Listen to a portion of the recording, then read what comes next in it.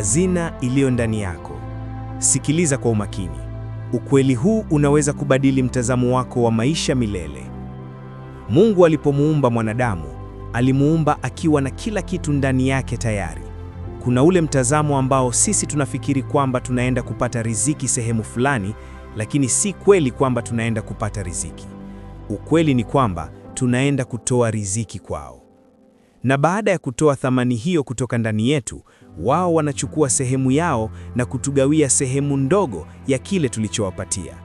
Katika mifumo mingi ya mapato, unakuta wanachukua asilimia kubwa ya kile ulichoingiza, kisha wanakuachia sehemu iliyobaki.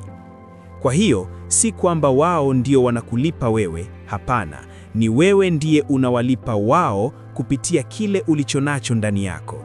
Riziki ipo kwako, sio kwao.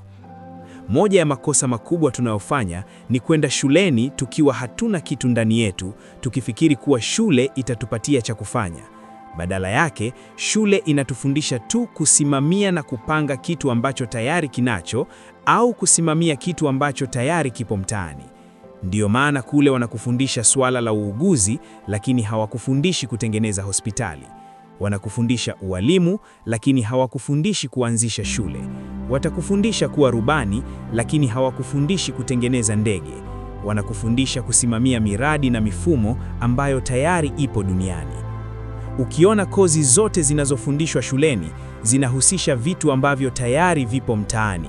Si vitu vipya, tayari vipo. Kazi yako ni kuelewa kuwa shule inakusaidia tu kuorganize uwezo wako, lakini uwezo wenyewe uliumbwa nao tangu mwanzo. Wewe ni chanzo. Usitafute riziki, itoe ndani yako.